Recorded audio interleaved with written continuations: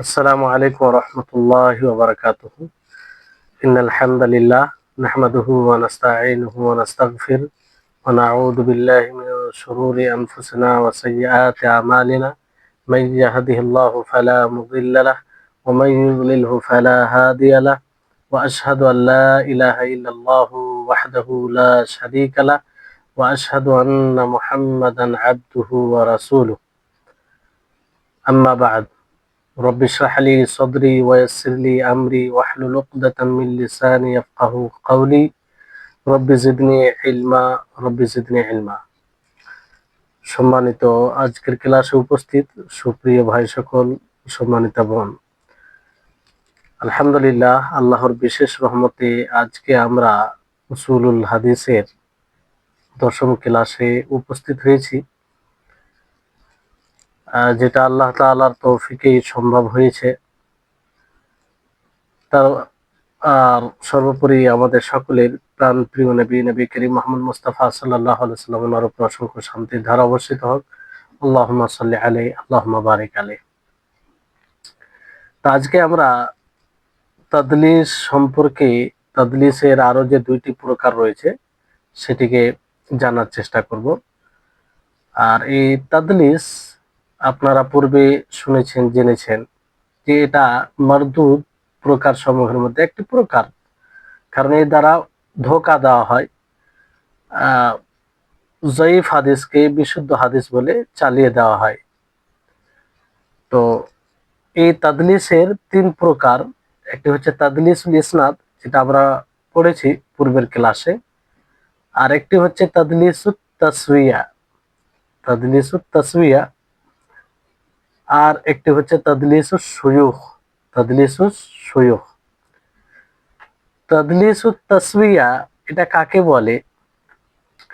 এখানে বলা হয়েছে যে সনদকে বিশুদ্ধ দেখানোর উদ্দেশ্যে 2 জন নির্ভরযোগ্য রাবীর মাঝে দুর্বল রাবীকে বিলুপ্ত করে দিয়ে তার ওস্তাদ থেকে হাদিস বর্ণনা করাকে তাদলিসুত তাসওয়িয়া বলে।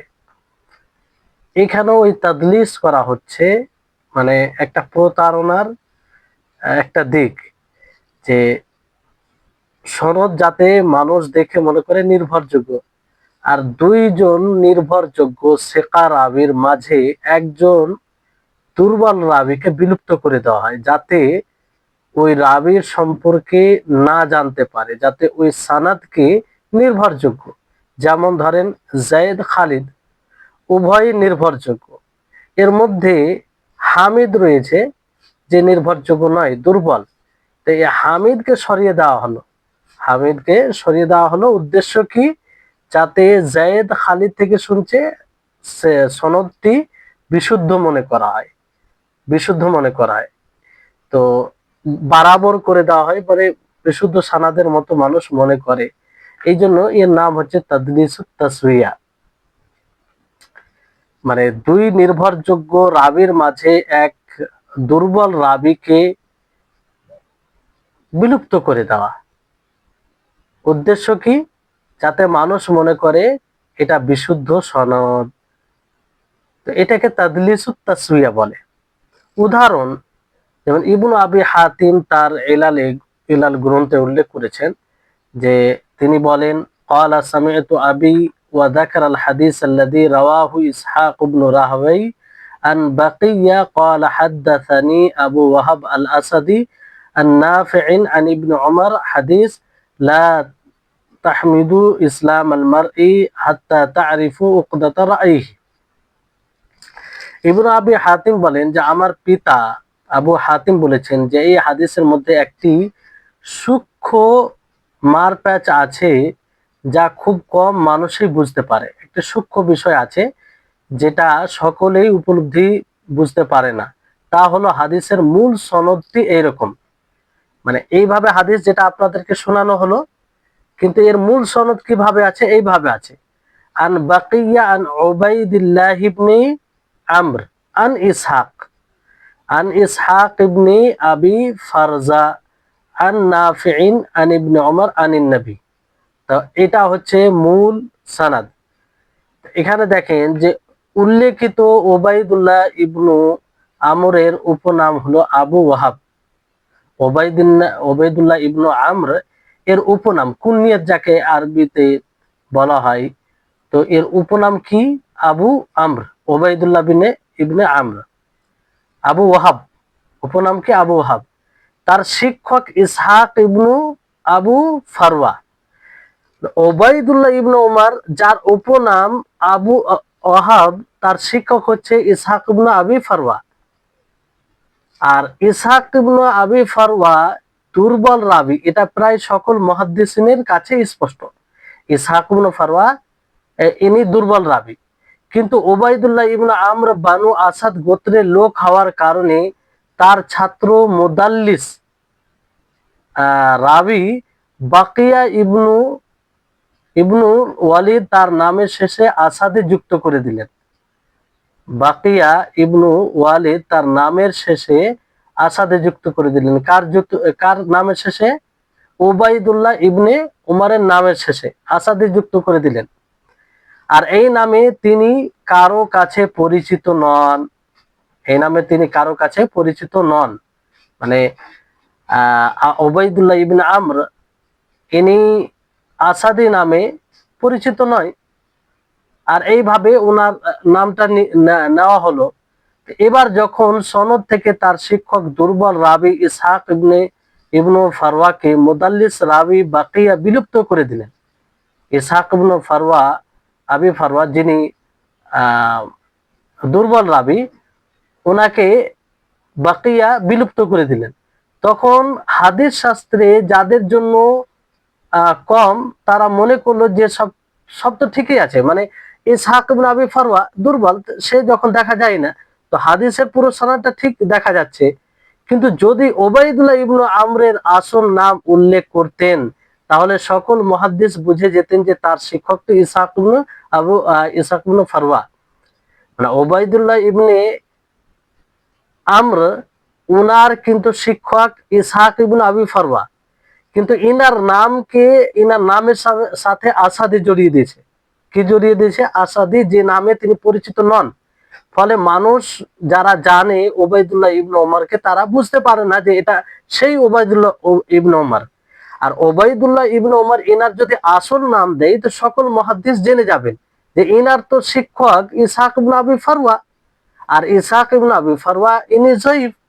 তো কি হলো যে ওবাইদুল্লাহ ইবনে আমর নামকে অন্য নামে সানাদে জিকির করা হলো, আর ইসহাক ইবনে আবি ফারওয়া একে বিলুপ্ত করে দেওয়া হলো।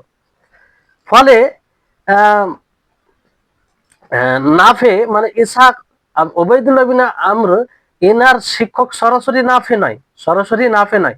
তাহলে ইসহাক ইবনে ফারওয়া কোথায় গেলেন? তিনি এখানে নেই কেন? তখন তারা হাদিসের দুর্বলতা সম্পর্কে বুঝে যেতেন। যেন তারা বুঝতে না পারে, তাই ওবাইদুল্লাহ ইবনে আমর এর নাম পাল্টিয়ে দিয়ে তার শিক্ষককে বিলুপ্ত করে তার শিক্ষক থেকে বর্ণনা করে দিলেন, যেন সনদ থেকে মানুষ মনে করে সনদটি সহি। তাহলে আশা করি আপনারা বুঝতে পারলেন যে এখানে দেখেন মূল সানাদ হচ্ছে আন বাকিয়া, মানে বাকিয়া যিনি মুদাল্লিস রাবি, ইনি বাকিয়া প্রসিদ্ধ মুদাল্লিস রাবি, তাদলিস করেন। তো বাকিয়া ওবাইদুল্লাহ, মূল সানাদ হচ্ছে যে বাকিয়া ওবাইদুল্লাহ ইবনু আমর থেকে বর্ণনা করছেন। আর ওবাইদুল্লাহ ইবনে আমর ইসহাক ইবনে আবি ফারওয়া থেকে বর্ণনা করছেন। ইসহাক ইবনে আবি ফারওয়া তিনি নাফে থেকে বর্ণনা করছেন, আর নাফে ইবনে ওমর থেকে, ইবনে ওমর নবী সাল্লাল্লাহু আলাইহি সাল্লাম থেকে। এটা মূল সানাদ।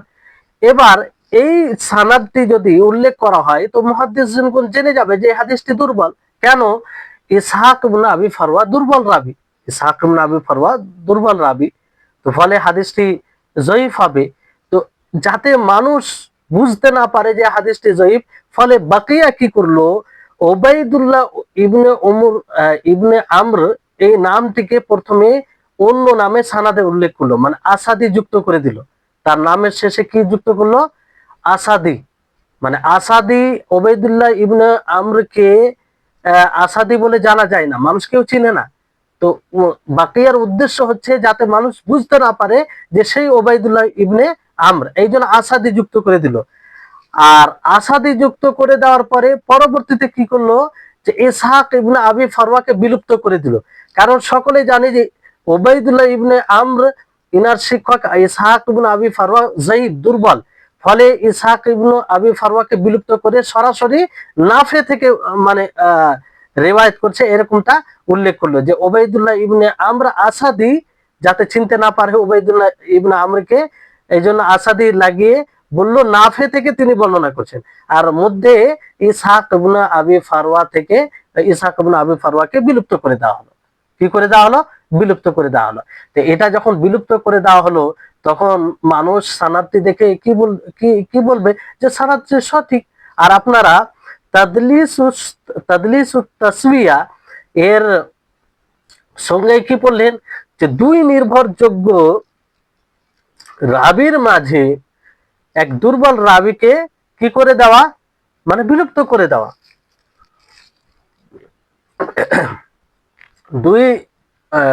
দুই নির্ভরযোগ্য রাবির মাঝে এক দুর্বল রাবিকে বিলুপ্ত করে দেওয়া। তো ওই সংজ্ঞা অনুযায়ী এখানে এটা ঘটছে। তো এটাকে তাদলিসুত তাসবিয়া বলা হয়। কি বলা হয়? তাদলিসুত তাসবিয়া। আশা করি আপনারা বুঝতে পেরেছেন, কারণ এখানে উদাহরণ দেওয়া আছে, উদাহরণ থেকে এটা স্পষ্ট। তো বাকিয়া ইবনুল ওয়ালিদ মুদাল্লিস রাবি, সকলেই জানে। তাদলিস এই করেছে। প্রথমে ওবাইদুল্লাহ ইবনে আমর ওনার নামকে একটু পরিবর্তন করেছে যাতে লোক না চিনতে পারে যে সেই ওবাইদুল্লাহ ইবনে আমর। তারপরে তার শিক্ষক যিনি দুর্বল রাবি তাকে বিলুপ্ত করে সরাসরি নাফে থেকে তিনি বর্ণনা করছেন, এটা উল্লেখ করেন যাতে মানুষ দেখে বুঝতে পারে যে হাদিসটি সহি, হাদিসটি সহি।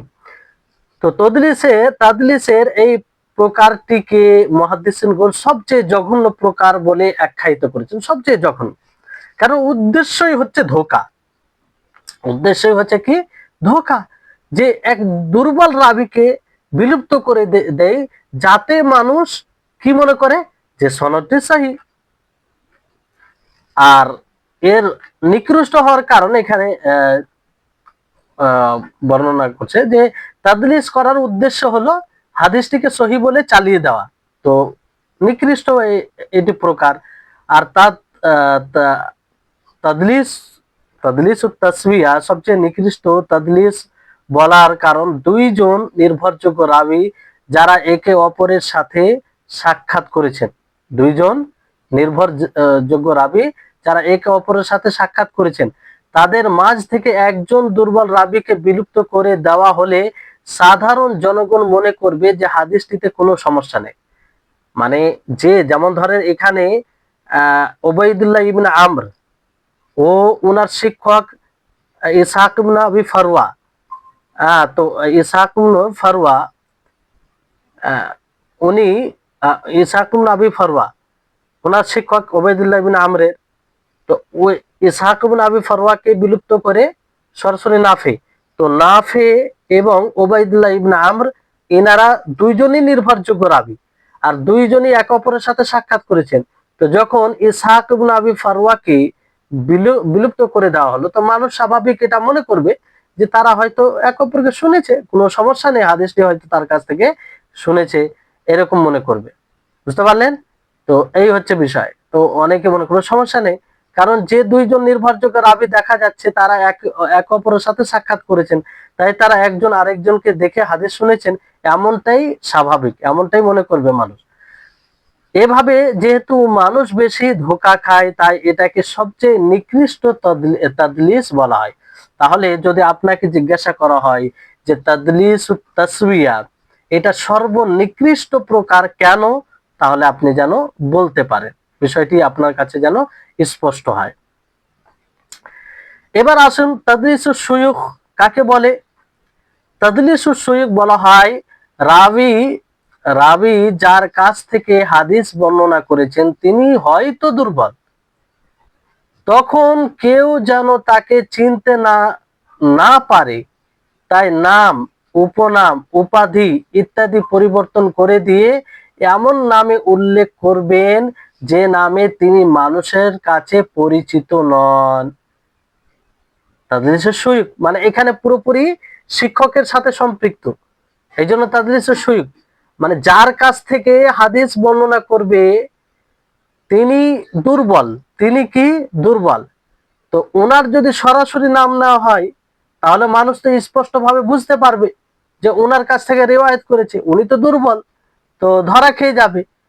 তো উনি তো যে এটা তাদলিস করে এইভাবে, তার উদ্দেশ্য হচ্ছে মানুষ যেন বুঝতে না পারে, ফলে ওই নামের সাথে উপনাম কিছু লাগিয়ে দেয় যেই নামে সে পরিচিত নয়, কিংবা কোনো পদবি লাগিয়ে দেয় যেটাতে পরিচিত নয়, কিংবা আর কিছু কোনো অন্য কোনো দিকে নিসবত করে দেয় যেটা যেটা দ্বারা পরিচিত নয়, যাতে মানুষ বুঝতে না পারে। যেমন এর উদাহরণ যে হারিস, রিওয়ায়াতুল হারিসি, হারিস বিন আবি উসামা আন আবি দুনিয়া, যে এই হারিস তার উস্তাজ ইবনু আবি দুনিয়া নাম বলতে আহ কখনো বলেছেন আব্দুল্লাহ আল ওমাবি, আবার তার পূর্বপুরুষের দিকে সম্বন্ধ করে কখনো বলেছেন যে আব্দুল্লাহ আল কোরাশি। এই যে একটা নিসবত, ওমাবি কখনো কোরাশি, আর এগুলো নামে তিনি পরিচিত নয়।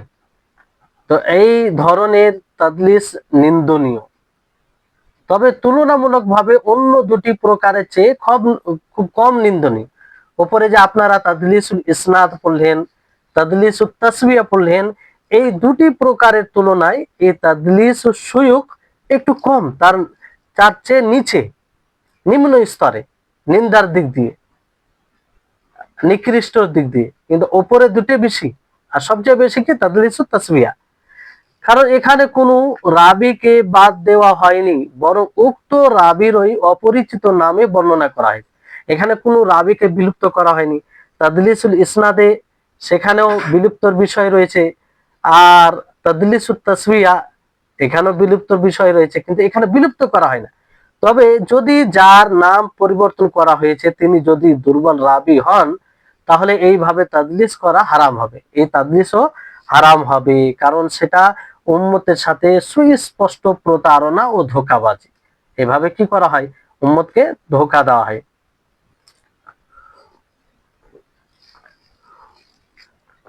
তারপরে এখানে একটি বিষয় আসছে যে ইত্তেসাল এবং সীমা, অনেক সময় অবিচ্ছিন্ন সানাদ বলা হয়, আর সীমা মানে শুনেছেন এক অপরের সাথে। তো দুটির মধ্যে পার্থক্য কি? আল ফারকু বাইনাল ইত্তিসালি ওয়াস সিমাই, অবিচ্ছিন্ন ও শ্রবণ এর মাঝে পার্থক্য কি? ইত্তিসাল বলতে অবিচ্ছিন্ন, এটা বলতে বোঝায় যে এমন শব্দে বর্ণনা করা যা শুনে মনে হবে সনদের মাঝে দুই রাবির মাঝে কেউ বাদ পড়েন। ইত্তেসাল অবিচ্ছিন্ন বলতে এটা বোঝানো হয় যে কেউ বাদ পড়েনি, একদম ধারাবাহিকভাবে যে যার কাছ থেকে শুনেছে তার কাছ থেকে সে বর্ণনা করেছে, কাউকে বাদ দেওয়া হয়নি। যেমন কেউ যদি বলে ক্বালা ফুলানুন, উমুক হতে বর্ণিত, ক্বালা রাসূলুল্লাহ সাল্লাল্লাহু আলাইহি ওয়াসাল্লাম, রাসূলুল্লাহ সাল্লাল্লাহু আলাইহি ওয়াসাল্লাম বলেছেন, আন রাসূলুল্লাহ, রাসূল সাল্লাল্লাহু আলাইহি ওয়াসাল্লাম থেকে বর্ণিত। তো এসব শব্দ শুনলে মনে হবে উক্ত রাবীর তার উপরে রাবীর সাথে সাক্ষাৎ হয়েছে, কিংবা তার কাছ থেকে হাদিস শুনেছেন। কেউ যদি বলে যে রাসূল সাল্লাল্লাহু আলাইহি সাল্লাম থেকে বর্ণনা করছি, তাহলে এতে কি বোঝায়, কেউ অমুক বর্ণনা করছে রাসূল সাল্লাল্লাহু আলাইহি সাল্লাম থেকে, কিংবা অমুক বলছেন যে রাসূল বলেন, তাহলে এতে কি স্পষ্ট বোঝা যায় যে সে সরাসরি সাক্ষাৎ করে শুনেছেন। কিন্তু আসলে সাক্ষাৎ কিংবা শ্রবণ হয়েছে কিনা তা নিশ্চিত নয়, তা নিশ্চিত নয়। একেই বলা হয় বেলাফজিল মুহতামিলিন লিল ইত্তিসাল, যে এমন শব্দে বর্ণনা করা যা শুনে মনে হবে যে সনদটি মুত্তাসিল, মানে সম্ভব না, মনে হবে যে সনদটি মুত্তাসিল, কিন্তু আসলে সনদ মুত্তাসিল নয়। সনদটি মুত্তাসিল কেন মনে হবে? এই যে আন দিয়ে রিওয়ায়াত করা, কিংবা সরাসরি বলা উমুক বলেছেন, এটা শুনে মনে হবে স্বাভাবিক যে সনদটি অবিচ্ছিন্ন, মুত্তাসিল, কিন্তু আসলে সেটা নিশ্চিত নয়। অপরদিকে বর্ণনাকারী যদি সামিয়তু আমি শুনেছি, অথবা হাদ্দাসানা আমাদেরকে হাদিস শুনিয়েছেন, আখবারানা আমাদেরকে খাবার হাদিস শুনিয়েছেন ইত্যাদি বলে যদি বর্ণনা করেন, তাহলে তা সীমা বলে গণ্য হবে। কোন রাবী যদি বলেন যে সামিয়তু আমি শুনেছি, হাদ্দাসানা আমাদেরকে বর্ণনা করেছেন, আখবারানা আমাদেরকে হাদিস শুনিয়েছেন, তাহলে এটা থেকে কি বলে গণ্য হবে যে সীমা, তার কাছ থেকে সরাসরি শুনেছেন। তারপর ওই কথাই বলা হয় এখানে ওয়াশাররু আনওয়াইহি তাদলিসুত তাসওয়িয়া ওয়া হুয়া আইয়ারবিয়ার রাবি হাদিসান আন যায়িফিন বাইনা সিকাতাইনি লাকিয়া আহাদুহুমা আল আখির ফায়ুসকিতু যায়িফ ওয়া ইয়ারবি আন শাইখিহি আস-সিকা আন সিকাতি সানি। যে সবচেয়ে নিকৃষ্ট প্রকার তাদলিসুত তাসবিয়া, যেটা আপনাদেরকে বলা হলো। আর সেটা তাদলিসুত তাসবিয়া কি, যে বর্ণনাকারী দুই সিকা, দুই নির্ভরযোগ্য রাবীর মাঝে দুর্বল রাবী থেকে হাদিস বর্ণনা করবে। যে দুই নির্ভরযোগ্য রাবী এক অপরের সাথে সাক্ষাৎ করে থাকবে, তো দুর্বল রাবীকে সে বিলুপ্ত করে দিবে এবং তার শিক্ষকের শিক্ষক যিনি নির্ভরযোগ্য তার কাছ থেকে রিওয়ায়াত করবে। এটাই হচ্ছে তাদলিসুত তাসবিয়া। ওয়া মিম্মান উরিফা বিযালিকা মিনার রুওয়াত, আর এটা জানা যায় রাবীদের থেকে, যেমন বাকিয়া ইবনুল ওয়ালিদ ইবনুল মুসলিম আল কুরাশি। হ্যাঁ, তো এরা কি মুদাল্লিস, এইভাবে তারা তাদলিস করে, তাদলিসুত তাসবিয়া। দ্বিতীয় প্রকার তাদলিসুস সুয়ুখ, ওয়া হুয়া আইয়াযকুরা রাবী শাইখাহু বিমা লাম ইয়াশতাহির বিহি ইনদান নাস। যে বর্ণনাকারী শিক্ষক থেকে বর্ণনা করবে এমন কোন জিনিস, কিংবা শিক্ষকের ব্যাপারে এমন কিছু বলবে তার সাথে যুক্ত করে, যেটা দ্বারা তিনি মানুষের নিকটে পরিচিত নয়, যেটা আপনাদেরকে বোঝানো হলো। এমন নাম জড়িয়ে দেওয়া, কিংবা এমন উপনাম জড়িয়ে দেওয়া, কিংবা লকব জড়িয়ে দেওয়া, এর ধরনের কোনো জিনিস। আর এই তাদলিস, এটা নিন্দনীয় একটি তাদলিস। যেমন শুআবা বিন হাজ্জাজ তিনি বলেন যে আত-তাদলিসু আখুল কাযিব, তাদলিস এটা মিথ্যার ভাই। আর তিনি বলেন যে লা আন আজনিয়া আহাব্বু ইলাইয়া মিন আন উদাল্লিসা, যে আমার নিকটে জিনা করা বেশি প্রিয় তাদলিস করার তুলনায়। এখান থেকে তিনি কি বলতে চেয়েছেন? আসলে তিনি এটা বলতে চেয়েছেন যে তাদলিস করা হারাম, জিনা যেমন হারাম সেরকম তাদলিস হারাম। তাদলিসের মাধ্যমে ধোঁকা দেওয়া হয়। জিনা, ব্যভিচার, এটা তো তার সাথে সম্পৃক্ত বিষয় থাকে, যে গুনাহ হলো তার পর্যন্ত ক্ষতিটা সীমিত থাকলো, কিন্তু এই তাদলিস এটা হারাম, আর এর ক্ষতি অন্যদেরকেও যায়, অন্যরা এটাকে হাদিস মনে করবে, ফলে একটা হাদিস না হয়েও মানুষ হাদিস মনে করে তার প্রতি আমল করবে। তো এটা ক্ষতির দিক বেশি।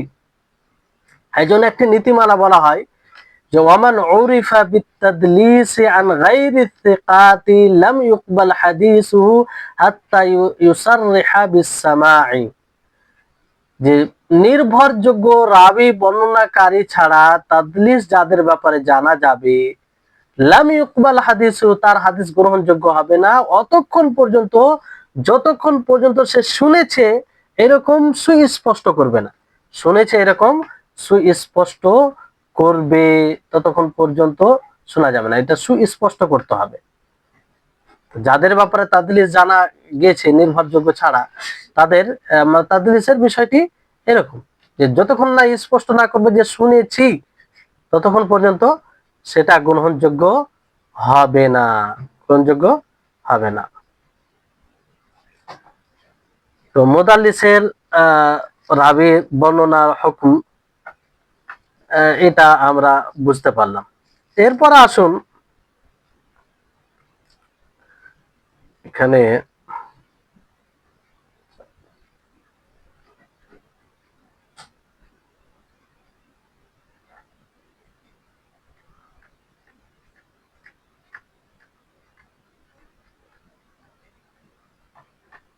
হ্যাঁ, এবার বিষয় চেঞ্জ হচ্ছে।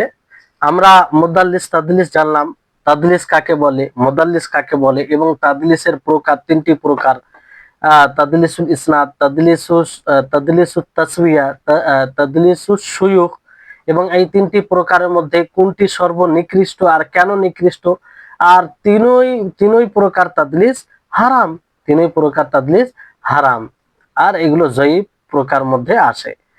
এবার আরেকটি এখানে গুরুত্বপূর্ণ বিষয় শুরু হচ্ছে, সেটা হচ্ছে আল মুরসালুল খাফি। আল মুরসালুল খাফি,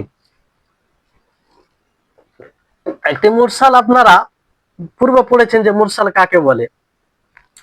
তো মুরসালুল খাফি সম্পর্কে এখানে বইয়ে রয়েছে যে আল মুরসালুল খাফি ওয়া হুয়া মা রাওয়াহু রাওয়ি আন মুআসিরিন লাহু লাম ইউরাফিল লিকাউ বাইনাহুমা ওয়া লাইসা লাহু মিন ইজাজাতিন ওয়ালা উজাদাতিন বিলফজি মুহিমিন লিল ইত্তিসালি কাআন ওয়া ক্বাল مثال ذلك ما رواه ابن ماجه من طريق عمر بن عبد العزيز عن عقبة بن عامر رضي الله عنه عن النبي صلى الله عليه وسلم أنه قال رحم الله حارس الحرس فإن عمر لم يلقى عقبة قاله الحافظ المزي في الأطراف। তো মুরসালা খাফি কাকে বলে? মুরসালা খাফি বলা হয় যে রেওয়ায়েতকে রাবি বর্ণনাকারী বর্ণনা করবে তার সমবয়স্ক কোনো বর্ণনাকারী থেকে।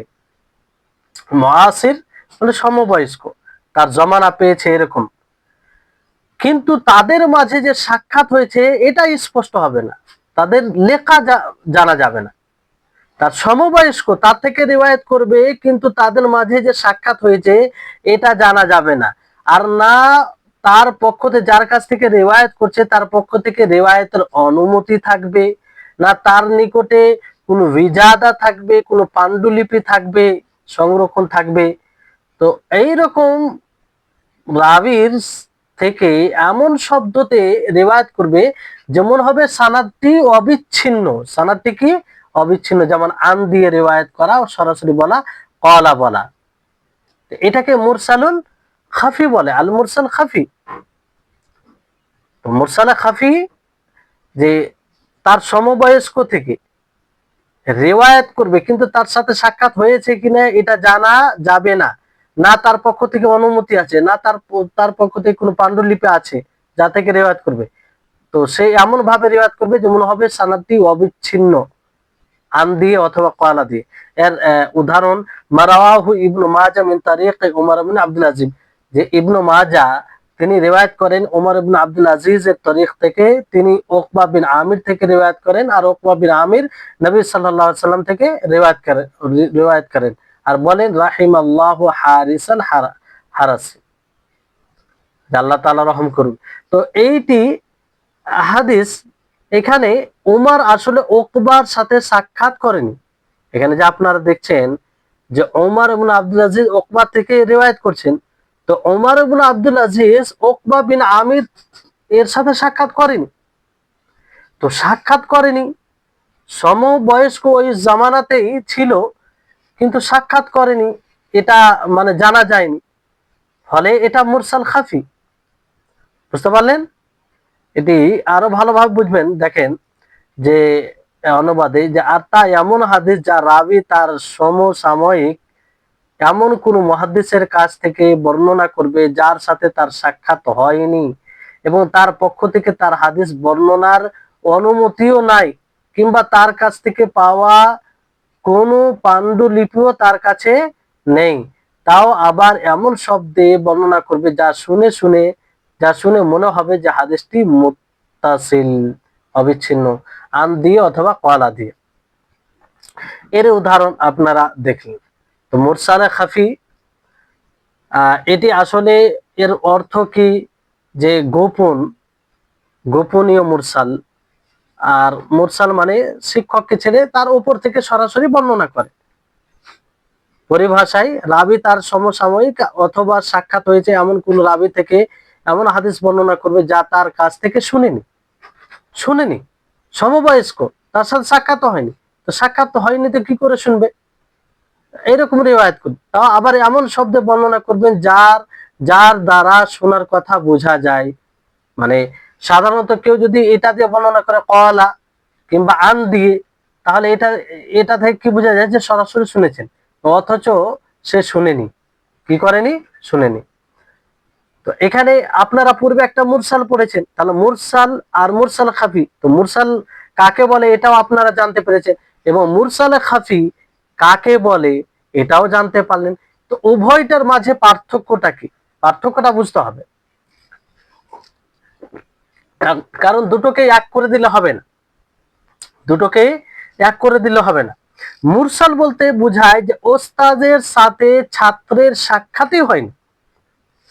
মুরসালে আপনারা উপরে মুরসালের যে সংজ্ঞা পড়েছেন সেখানে এটা স্পষ্ট করেছিল যে সে শিক্ষকের ওপরে, শিক্ষক থেকে বর্ণনা করবে যার সাথে কোনো প্রকারের সাক্ষাৎই ঘটেনি। যেমন তাবির কথা বলা, যে ক্বালা রাসূলুল্লাহ সাল্লাল্লাহু আলাইহি ওয়াসাল্লাম, কাউলুত তাবি ক্বালা রাসূলুল্লাহ সাল্লাল্লাহু আলাইহি ওয়াসাল্লাম। তাবি যদি বলে যে রাসূল সাল্লাল্লাহু আলাইহি ওয়াসাল্লাম বলেছেন, তো তাবি কি রাসূলকে দেখেছেন? দেখেননি। তাবি রাসূলকে দেখেননি, তারপরে সে বলে রাসূল সাল্লাল্লাহু আলাইহি ওয়াসাল্লাম বলেছেন। তো এটা আমভাবে মুরসাল। কিন্তু মুরসালে খাফি এর সংজ্ঞা কি? যে রাবি বর্ণনাকারী বর্ণনা করবে এমন লোকের সাথে, এমন লোকের কাছ থেকে যে তার সাথে সাক্ষাৎ করেছে, মানে কেউ এইভাবে মানে সংজ্ঞা দিয়েছে যে হয় সাক্ষাৎ করেছে অথবা তার সমসাময়িক, কিন্তু এমন জিনিস বর্ণনা করে যে তার কাছ থেকে শুনিনি। এটাই হচ্ছে মুরসালে খাফি। মুরসালে খাফি তার পূর্ববর্তী স্তরে কোনো রাবি তার সমসাময়িক অথবা সাক্ষাৎ হয়েছে এমন কোন রাবি থেকে এমন হাদিস বর্ণনা করা যা তার কাছ থেকে শুনেনি। তো মোট কথা হলো যে তাবি কর্তৃক সাহাবী বিলুপ্ত হলে তার নাম মুরসাল। তাবি যদি বলে ক্বালা রাসূলুল্লাহ সাল্লাল্লাহু আলাইহি ওয়াসাল্লাম, তাহলে এটা মুরসাল। আর পরবর্তী কোন স্তরে কোন ওস্তাদের কাছে থেকে না শোনা সত্ত্বেও তার কাছ থেকে বর্ণনা করাকে মুরসালে খাফি বলে। মানে একটা পার্থক্য, যে তাবি যদি সরাসরি রাসূল থেকে বর্ণনা করেন তাহলে এটা মুরসাল হবে। আর পরবর্তী স্তরে যদি কেউ নিজের মানে এমন লোকের কাছ থেকে বর্ণনা করে যে তার কাছ থেকে শুনেনি, তো এটাকে মুরসালে খাফি বলে। মুরসালে খাফি বলে।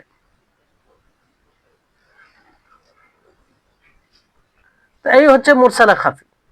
এবার এখানে বিষয়টি হচ্ছে যে আমরা তাদলিস এবং ইরসালে খাফিকে কি করে জানবো, জানার পদ্ধতি কি? কারণ এটা তো জানতে হবে। এটা কিভাবে আমরা জানতে পারবো যে তাদলিস হয়েছে কিংবা ইরসাল হয়েছে? আর ইরসাল বলতে ইরসালে খাফি, মুরসালে খাফি, মুরসাল আমভাবে জানা এটা সহজ, কিন্তু মুরসালে খাফি একটু কঠিন।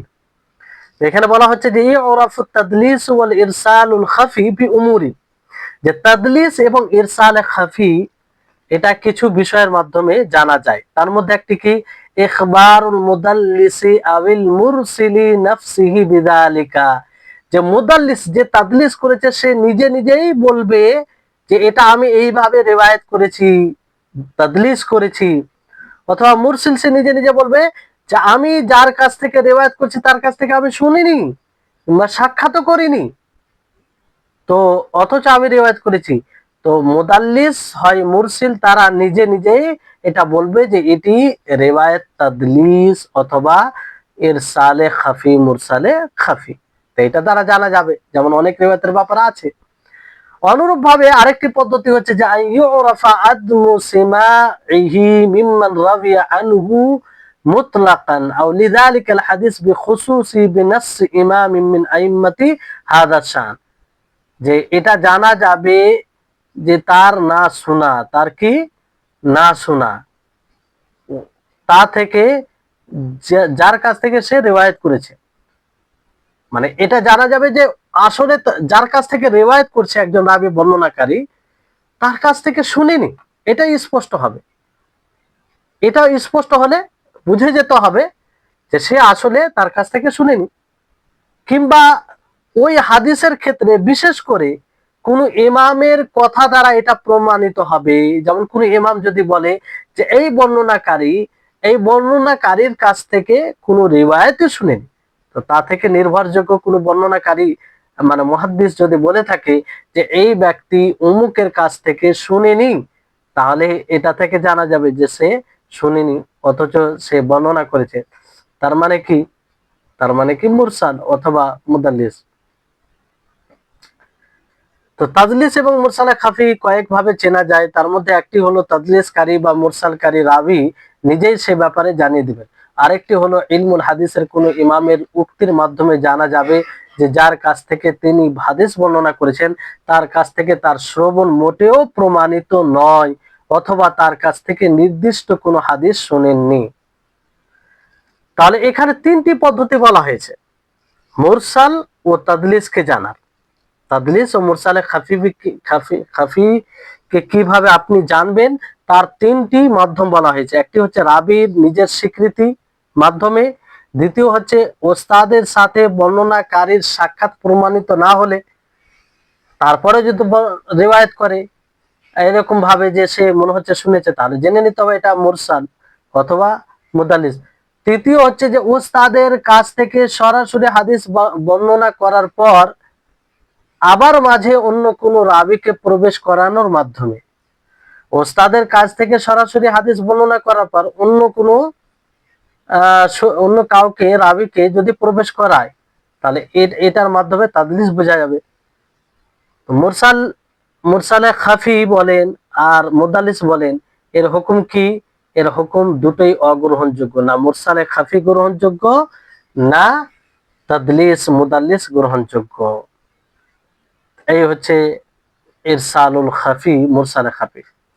এবার এক বড় লম্বা বিষয় শুরু হতে যাচ্ছে, যেটা চলবে কয়েক ক্লাসে।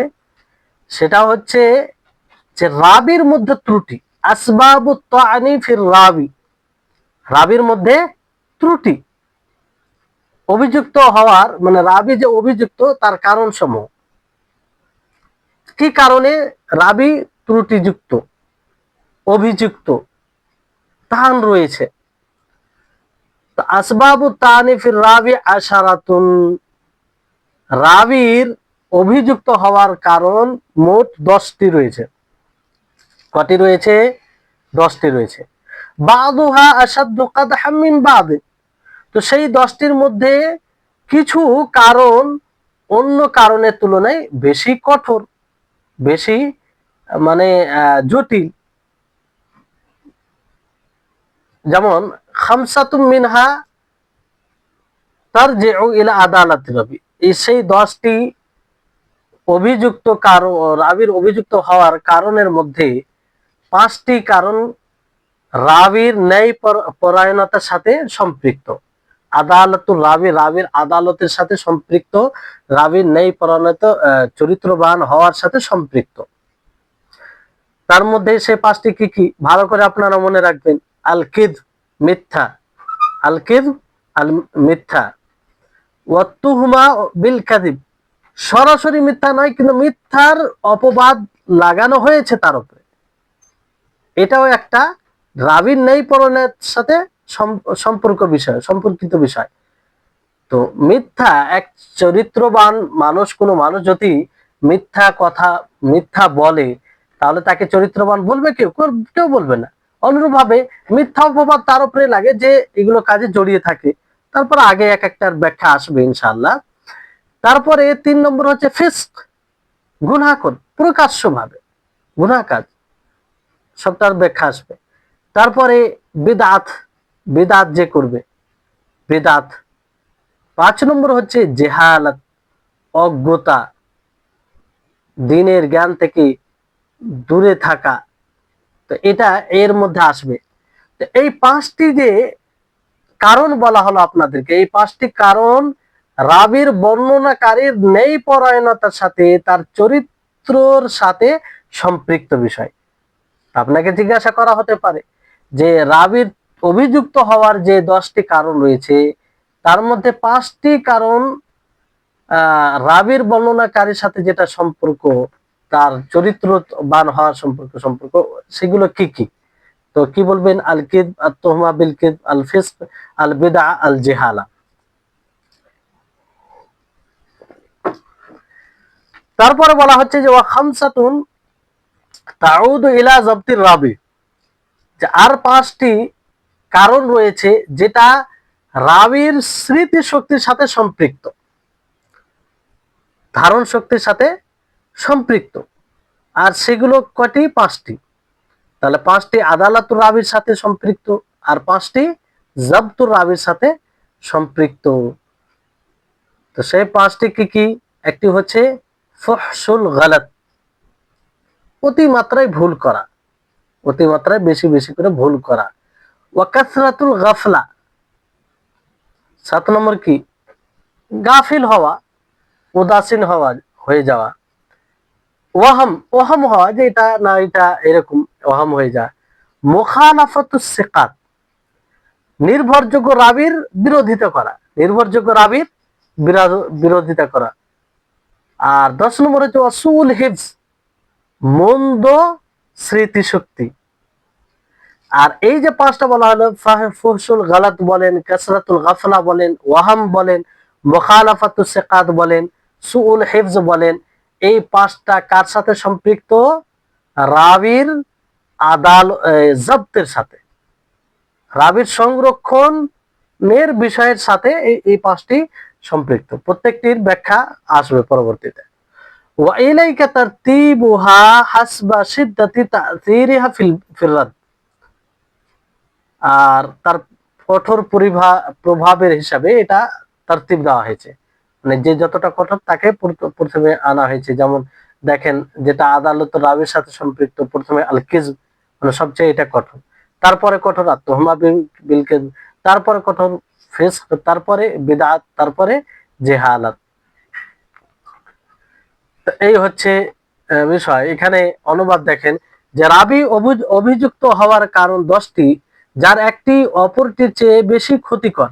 তার মধ্যে 5টি কারণ রাবির ন্যায় পরায়ণতার সাথে সম্পর্কিত। সেগুলো হলো আল কিদ, মিথ্যা, আর তুহমা বিল কিদ, মিথ্যার দোষে অভিযুক্ত, আল ফিসক, পাপাচারিতা, আল বিদআ, রাবি বিদআতি হওয়া, এবং আল জেহালা, রাবি আহ মাজহুল হওয়া। মাজহুল হওয়া মানে না জানা। এবং অপর 5টি রাখার স্মৃতিশক্তির সাথে সম্পর্কিত। সেগুলো হলো ফুহসুল গালাত, অতিমাত্রায় ভুল হওয়া, কাসরাতুল গাফলা, অত্যাধিক অমনোযোগী হওয়া, অত্যাধিক অমনোযোগী হওয়া, আর তারপরে ওয়াহাম, সংশয়, তারপরে কি মুখালাফাতু সিকাত, নির্ভরযোগ্য রাবির বিরোধিতা করা, নির্ভরযোগ্য রাবির বিরোধিতা করা।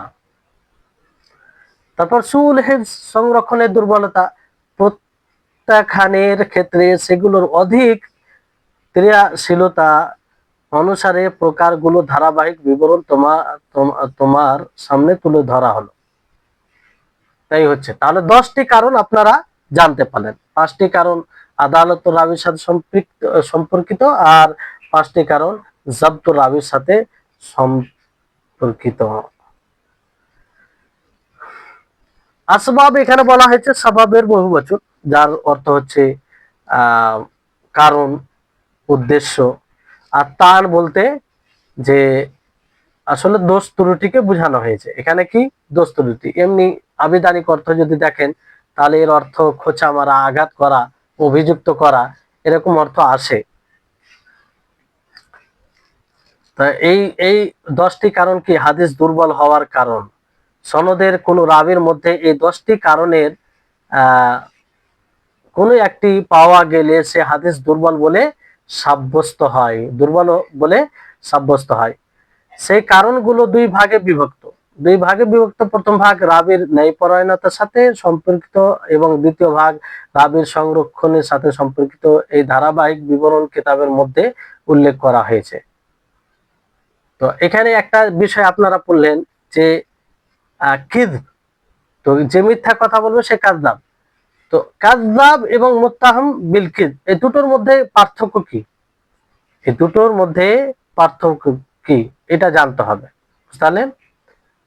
মানে কাযযাব এর অর্থ হচ্ছে যে মিথ্যুক, যে অধিক হারে মিথ্যা বলে। মুত্তাহাম বিল কিযব মানে যার উপরে মিথ্যার অপবাদ লেগেছে। তো এই দুটোর মধ্যে পার্থক্য কি? যে রাবী রাসূলুল্লাহ সাল্লাল্লাহু আলাইহি ওয়াসাল্লামের নামে বানিয়ে মিথ্যা হাদিস বর্ণনা করে তাকে বলা হয় কাযযাব। যে সরাসরি রাসূলের নামে মিথ্যা হাদিস বানিয়ে সমাজে ছড়ায়, মানুষকে বলে, তার নাম কি? তাকে বলা হয় কাযযাব। আর যে রাবী রাসূলুল্লাহ সাল্লাল্লাহু আলাইহি ওয়াসাল্লামের নামে বানিয়ে মিথ্যা হাদিস বর্ণনা করেনি কিন্তু তার ব্যক্তি জীবনে মিথ্যা কথা বলে থাকেন, তাকে বলা হয় আল মুত্তাহাম বিল কিযব। একজন রাসূলের নামে কোনো মিথ্যা কথা বলেন, মানে এমন হাদিস বলে, মানব রচিত কোনো কথা বলে, এটা বলেনি যে এটা রাসূলের হাদিস, কিন্তু মানুষের সাথে কথা বলতে গিয়ে, মানুষের সাথে লেনদেন করতে গিয়ে, মানুষের সাথে এগুলো করতে গিয়ে সে কি করে? মিথ্যা কথা বলে। তো এটা হচ্ছে মুত্তাহাম বিল কিযব। তো যেমন ভাবে কাযযাবের রিওয়ায়াত নেওয়া যাবে না, গ্রহণযোগ্য হবে না, অনুরূপ ভাবে মুত্তাহাম বিল কিযব, যে মিথ্যার সাথে জড়িত মানুষের কথাবার্তা সরাসরি রাসূলের উপরে, রাসূলের হাদিসকে নিয়ে মিথ্যা না বললেও সে মানুষের সাথে চলাফেরা করতে গিয়ে মিথ্যা কথা বলে। তো রাবির মাঝে থাকা এই ত্রুটিগুলোর ভিত্তিতে তাদের বর্ণিত হাদিসকে 9 ভাগে বিভক্ত করা হয়, তা উল্লেখ করা হলো। এখানে দেখেন যে বিষয়টি ভালো করে বোঝার চেষ্টা করবেন আপনারা, তাহলে সুবিধা হবে পরবর্তীতে। যে এই 10টি কারণ আপনারা জানলেন, 10টি দুর্বল হওয়ার কারণ, সেটা রাবির আদালতের সাথে সম্পর্কিত বিষয় হোক অথবা রাবির জব্তের সাথে সম্পর্কিত বিষয় হোক, তো যার মধ্যে যে কারণটা থাকবে, এই 10টি যেগুলো বলা হলো, সে কারণ হিসাবে সেই হাদিসকে কি বলা হয়, এক একটা নাম বলে আখ্যায়িত করা হয়েছে। তো এই হিসাবে 9 ভাগ হচ্ছে। কয় ভাগ হচ্ছে? 9 ভাগ। যেমন কাযযাবের রিওয়ায়াত, কোন মিথ্যুক যদি হাদিস রিওয়ায়াত করে তাহলে সেই হাদিসকে কি বলা হয়? মাউযু। আপনারা শুনেছেন যে এই হাদিসটি মাউযু, এই হাদিসটি মাউযু। এবার মাউযু কাকে বলে এগুলো আসবে আলোচনায়। আর মুত্তাহাম বিল কিযব, যদি এমন রাবি বর্ণনা করে যে যার উপরে মিথ্যা অপবাদ লাগানো হয়েছে, মিথ্যার অভিযোগে অভিযুক্ত, তো এই ধরনের রাবির রিওয়ায়াতকে কি বলা হয়? মাতরুক, পরিত্যাজ্য, মানে ছেড়ে দিতে হবে, মাতরুক। তারপরে 3 রকম যদি হাদিস হয়, 3 ধরনের এই ভুল, তাহলে সেটা মুনকারের মধ্যে পড়বে। ফহশুল গালাত, এমন রাবি যে অতিমাত্রায় ভুল করে। তারপর কাসরাতুল গাফলা, অত্যাধিক অমনোযোগী হওয়া। তারপরে ফিসক, নাফরমানি করা, নাফরমানি করে দিন থেকে, মানে দিনের অন্তর্ভুক্ত কাজ না করা, ত্যাগ করে দেওয়া, এটা কি? ফিসক, পাপাচারিতা। তো এই এমন রাবি বর্ণনা করে যে এই 3টি বিষয় যদি তার মধ্যে থাকে, তাহলে সেই হাদিসে কি বলা হবে? মুনকার। আর সব এগুলো যাই দুর্বল, মুনকার বলা হবে। মুআল্লাল কোন হাদিসকে বলা হয়? যে হাদিসের মধ্যে ওহাম থাকবে, মানে এর স্মরণে থাকে না ঠিক মতো, এইরকম বর্ণনাকারী রিওয়ায়াতকে মুআল্লাল বলা হবে। কি বলা হবে? মুআল্লাল। তারপরে আরেকটি যেটি আপনারা দোষ পড়েছিলেন কারণ যায়ীফ হওয়ার, মুখালাফাতুস সিকাত, নির্ভরযোগ্য রাবির বিরোধিতা করা। তো নির্ভরযোগ্য রাবির বিরোধিতা করাতে এমন রাবি যদি বর্ণনা করে, এমন বর্ণনা করে যে নির্ভরযোগ্য রাবির বিরোধিতা করে, তো এই ধরনের রাবি বর্ণনা করলে তার সেই হাদিসের কয়েকটি নামে নাম পড়ে, সেটা আলাদা আলাদা পর্যায়ে আলাদা আলাদা হিসাবে নাম পড়ে, কিন্তু কয়েকটি নাম আছে। যেমন একটি নাম আছে আল মাজিদ ফি মুত্তাসিলিল আসানিদ, আরেকটি নাম আছে মাকলুব। সবগুলোর কিন্তু আলাদা হিসাবে সংজ্ঞা আছে, কিন্তু এটা মানে কারণ কি? মূল কারণ হচ্ছে নির্ভরযোগ্য রাবির বিরোধিতা করা। তারপরে মুদরাজ, তারপরে মুহাররাফ, তারপরে মুসাহাফ, তারপরে মুজতারিব। আর সবগুলোর সঙ্গে আপনারা বিস্তারিত পরবর্তীতে পড়বেন। তারপর বিদআতি রাবি, যদি কোনো রাবি বর্ণনাকারী বিদআতি হয়, বিদআত পরিপন্থী হয়, তাহলে সেই জায়গায় ওই রকম রাবি বর্ণনা করলে কি নাম পড়বে? মাজহুল। বিদআতি রাবি কিংবা রাবি সম্পর্কে মাজহুল, রাবি সম্পর্কে অজ্ঞ, মানে তার সম্পর্কে না জানা, কিংবা সুল হিফজ। কি হবে? সুল হিফজ। তো এখানে বিদআতি রাবি যদি বর্ণনা করে তাহলে তার হাদিসকে মাজহুল বলা হবে। হ্যাঁ, মাজহুল। মানে এই 3টি, আল বিদআ, আল জাহালাতু বিল রাবি, মানে বিদআত পন্থী মুবতাদি যদি রিওয়ায়াত করে, আর আল জাহালা বিল রাবি, রাবির সম্পর্কে যে জানে না, সে তার দ্বারা রিওয়ায়াত আছে। সুল হিফজ, যে স্মৃতি শক্তি দুর্বল, তার তার দ্বারা রিওয়ায়াত হয়। তো এই 3টি রিওয়ায়াতের ব্যাপারে এখানে বলা হয়েছে যে এই 3 প্রকার ত্রুটিযুক্ত রাবি কর্তৃক বর্ণিত হাদিসের সুনির্দিষ্ট কোনো নাম নেই, মানে সুনির্দিষ্ট কোনো নাম নেই।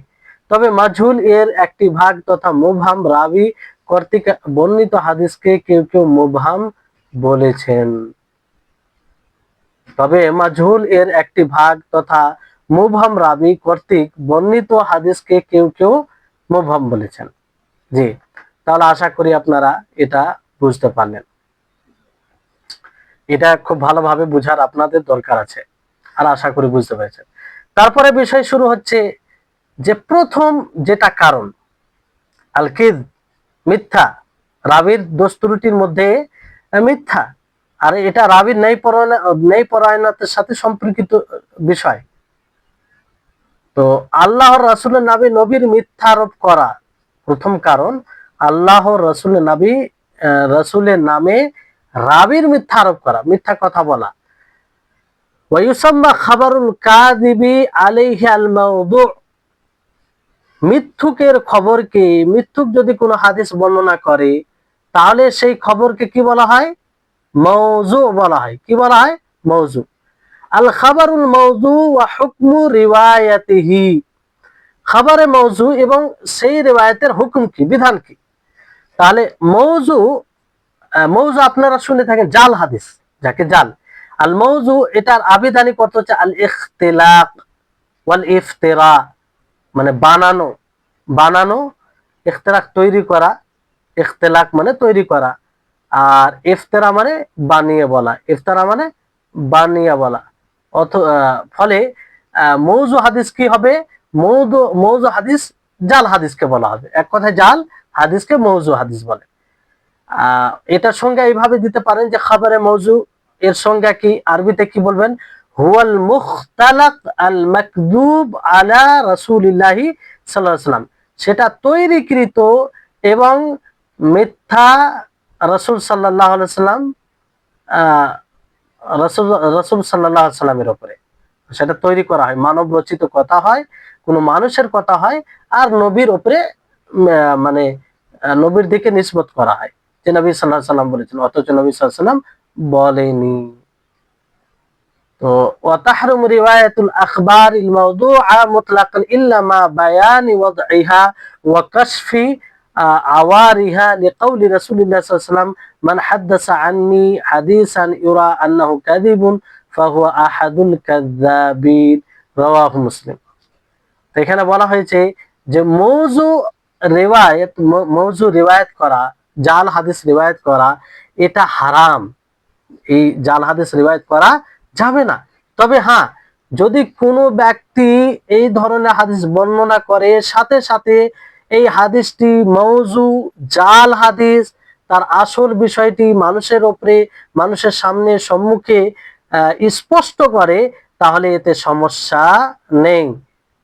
কারণ রাসূল সাল্লাল্লাহু আলাইহি সাল্লাম বলেছেন মান হাদ্দাসা আন্নি, যে ব্যক্তি আমার কাছ থেকে হাদিস বর্ণনা করবে, হাদিস বর্ণনা করবে, ইউরা আন্নাহু কাযিবুন, সে মনে করবে যে এটা মিথ্যা, ফাহুয়া আহাদুল কাযযাবিন, তাহলে সে মিথ্যুকদের মধ্যে একজন, মিথ্যুকদের মধ্যে একজন। তাহলে এই হচ্ছে আল খাবারুল মওযু, রাসূলের নামে মিথ্যা আরোপকারীর হাদিসকে আল মওযু বা জাল হাদিস বলা হয়। জাল হাদিসের পরিচয় এবং তা বর্ণনার হুকুম, আল ওয়াদ এর আবিধানিক অর্থ হলো তৈরি করা। কি করা? তৈরি করা, বানিয়ে বলা। পরিভাষায় জাল হাদিস হলো রাসূলুল্লাহ সাল্লাল্লাহু আলাইহি সাল্লাম এর নামে বানানো ও তৈরিকৃত হাদিস, বানানো ও তৈরিকৃত হাদিস। জাল হাদিসের হুকুম কি আপনারা শুনলেন, যে মানুষের নিকটে স্পষ্ট করা ছাড়া ব্যতীত কেউ যদি এটা রিওয়ায়াত করে, না জানিয়ে মানুষের নিকটে স্পষ্ট না করে, তাহলে এটা হারাম হবে। আর নবীর উপরে মিথ্যা বলছে এটা বলে গণ্য হবে। কারণ রাসূল সাল্লাল্লাহু আলাইহি ওয়াসাল্লাম কি বলেছেন, যে ব্যক্তি আমার নামে কোনো হাদিস বর্ণনা করলো অথচ সে জানে যে সেটি মিথ্যা, তাহলে সে মিথ্যুকদের মধ্যকার একজন মিথ্যুক।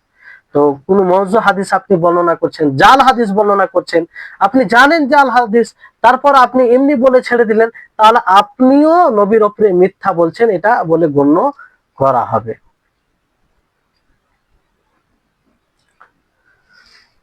এবার আসুন যে এই জাল হাদিস কেন হয়েছে, এটা খুব একটা গুরুত্বপূর্ণ প্রশস্ত বিষয়। আমরা আসলে এই বিষয়টি যদি আমাদের নিকটে স্পষ্ট হয়, তো অনেক মানে যেগুলো অভিযোগ আসে জয়ীফ জাল হাদিসের ব্যাপারে, সেটা দূর হয়ে যাবে। আর এটা সাধারণ মানুষকেও জানা উচিত, এই বিষয়টি সাধারণ মানুষকেও জানা উচিত যে এই জাল হাদিস কেন এলো, এর কারণ কি, কিভাবে এটা শুরু হলো। অনেকেই প্রশ্ন জাগে না যে জাল হাদিস, হাদিস ফের আবার জাল হয়, হাদিস ফের আবার দুর্বল হয়, হাদিস আবার ফের এরকম হয়, মানে নানা রকম কথা সাধারণ মানুষ বলে।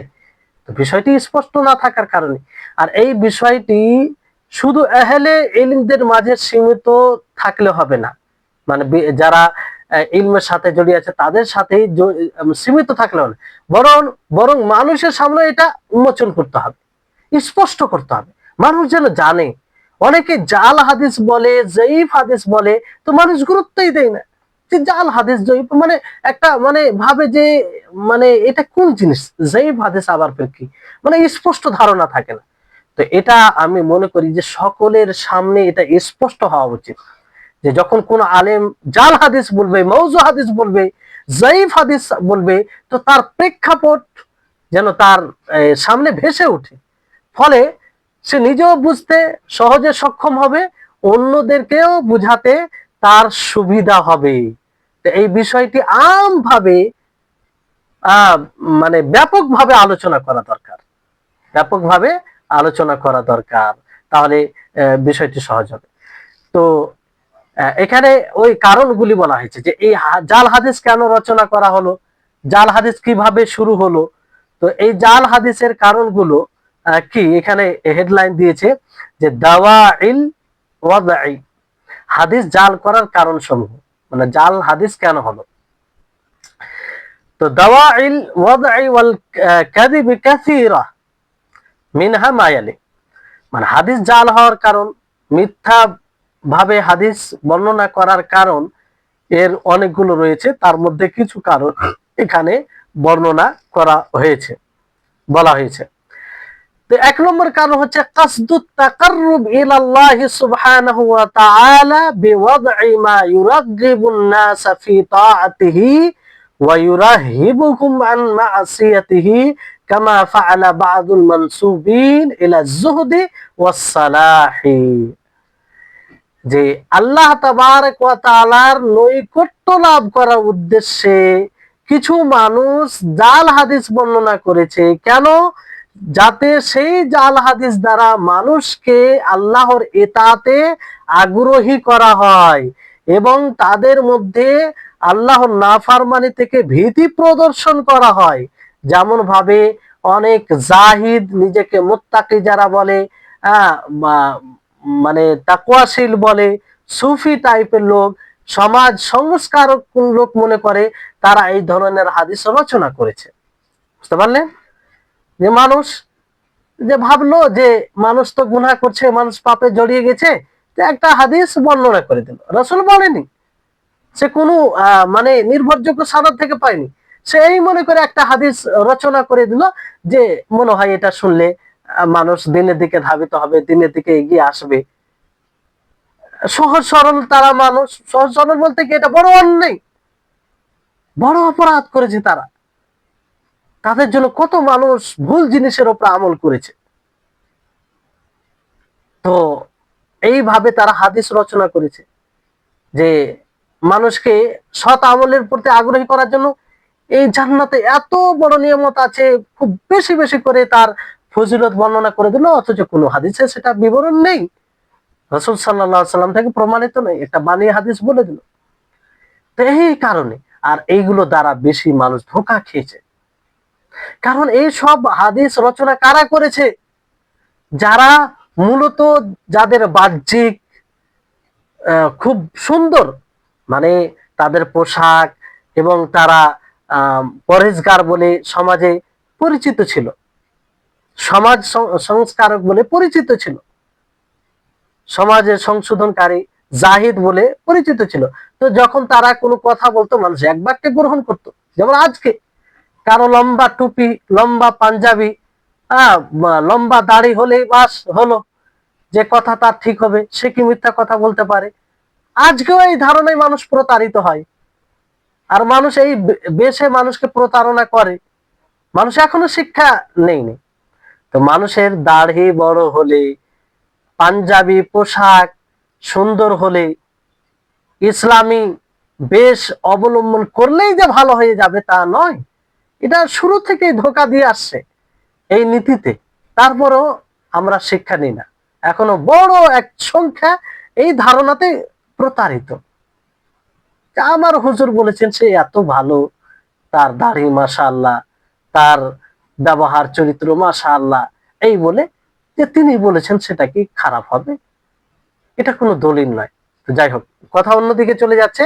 তো বিষয়টি হচ্ছে যে এইভাবে তারা হাদিস রচনা করেছে, নিজের কথাকে নিজে বানিয়ে কথা বলেছে, আর সেটা নিসবত কার দিকে করেছে? ক্বালা রাসূলুল্লাহ সাল্লাল্লাহু আলাইহি ওয়াসাল্লাম, কিংবা তার একটি সানাদ একদম সুন্দরভাবে তৈরি করে দিয়েছে যে আমি অমুক থেকে শুনেছি, তিনি অমুক থেকে শুনেছেন, তিনি অমুক থেকে শুনেছেন, এই করতে করতে করতে রাসূল পর্যন্ত পৌঁছে দিয়েছেন। কি সুন্দর হাদিস একটা! মানুষ শুনে মনে করছে বাহ কি চমৎকার হাদিস, রাসূল পর্যন্ত এটা হাদিস চলে যাচ্ছে। তো এগুলো হচ্ছে ওয়াহাউলাই শাররুল ওয়াদ্দাঈন ওয়া আশাদ্দুহুম বালাআন ওয়া নাকবাতান ফাইন্নান নাসা ইয়াতিকুনা বিহিম ওয়া ইয়ারকানুনা ইলাইহিম লিইনতিসাবিহিম ইলাস সালাহ।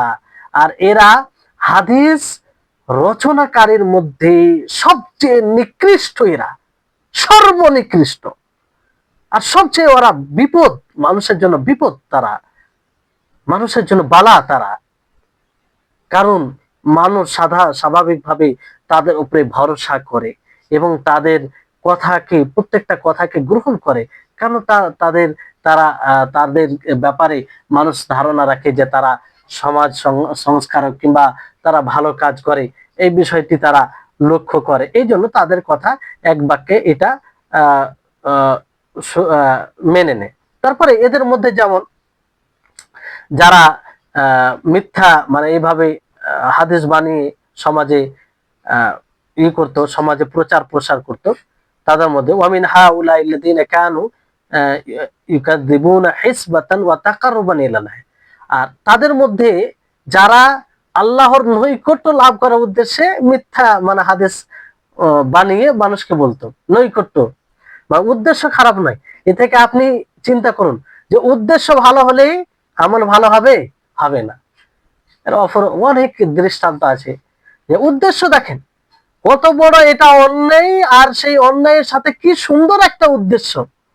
আসলে তাদের এটা উদ্দেশ্য ছিল, তাদের উদ্দেশ্য এটা ছিল না দিনে খারাপি করা, দিনকে নষ্ট করা উদ্দেশ্য ছিল না।